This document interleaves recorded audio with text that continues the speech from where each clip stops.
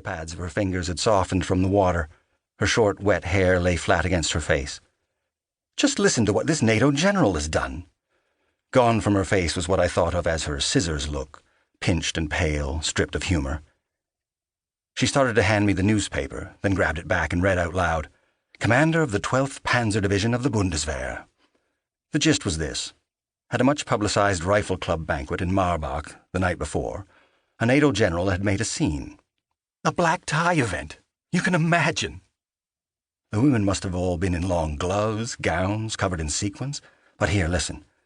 There's a tradition in the club of bringing a massive roasted pig into the hall, a Spanferkel on a platter, with an apple in its mouth, while a military band strikes up a ceremonial march. Well, the military band chose to play the Baden-Weiler Marsch. She looked at me pointedly, and yes, I understood. This was Hitler's march, played whenever he entered a public rally.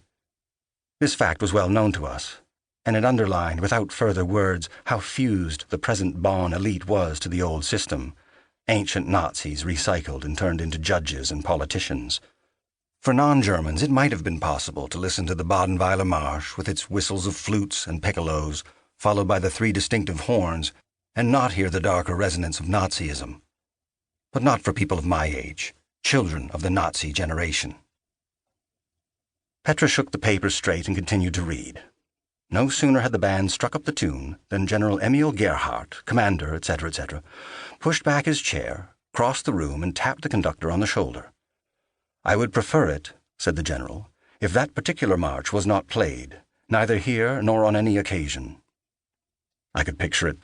The banqueting generals surrounded by their jeweled wives, the room fat with satisfaction. Two men holding aloft the pig, basted in dark beer and with an apple in its mouth, a display of head cheese, pomegranates, and roasted peaches around its haunches and cloven feet. A yelp of appreciation bursting from the grey beards in the room, and then this general requesting the conductor's attention, while he glares in surprise and keeps waving his baton, and the tuba and the bassoonist begin, with mounting discord, to lose control of the music, until at last the whole thing founders with a final bleat of the trumpets. "I say," says the general, "would it be possible for you to play another song?" Petra dropped the paper on the floor and stood, sloshing water. "Pass me a towel, Manfred. I'm going to write him a letter." She was dripping, little breasts so pretty, hip bones framing the dark patch of hair. "No, you are not. That's ridiculous." "I am." I handed her the towel, and she began to dry herself vigorously. He could be an important ally. "Unlikely." "Yes, is that so? You know the mind of this general already." "I know he can't help us, if that's what you mean." I went back to the kitchen, where the stew had cooked down too much. Bits of potato and lamb were stuck to the frying pan. I poured in some wine, but the whole thing now had a slight burnt flavor. Petra came in toweling her hair and wearing her customary loose pink sweatpants and a t-shirt, swords into plowshares. She tossed the towel onto the back of a chair, went to her room and came back with a couple of postcards, one of Rosa Luxemburg, the other an innocuous vision of the Rhine in springtime. She chose the latter, sat down and scribbled quickly, then read aloud. "Dear General Gerhardt, I heard of your act of conscientious objection to call attention to Hitler's odious march. Well done. If you have other values of this sort, come. Be part of our movement. Join the Green Party of West Germany." What do you think? I placed a bowl of stew in front of her. "It got burnt," I said. "It smells good." As I handed her a spoon, she took hold of my hand and kissed the back of it. "We need everyone," she said. I sat.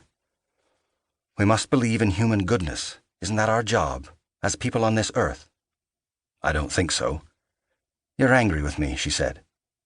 "Why would I be?" She was silent, chewing a piece of meat. "We need more allies from the center." "A NATO general? Is that the center?" She shrugged. "And what? You will write him a postcard and tame him? Gentle the general?" "Watch out," I wanted to say. "He's old enough to be your father." She had a father thing, it was well known. She and I even occasionally laughed about it, her proclivity for older men. Her father had disappeared when she was 5, without a word or note. He left her with a father-shaped gap in her chest, a place where the wind blew in, and a Pez container he'd bargained for in the American sector, shaped like Mickey Mouse.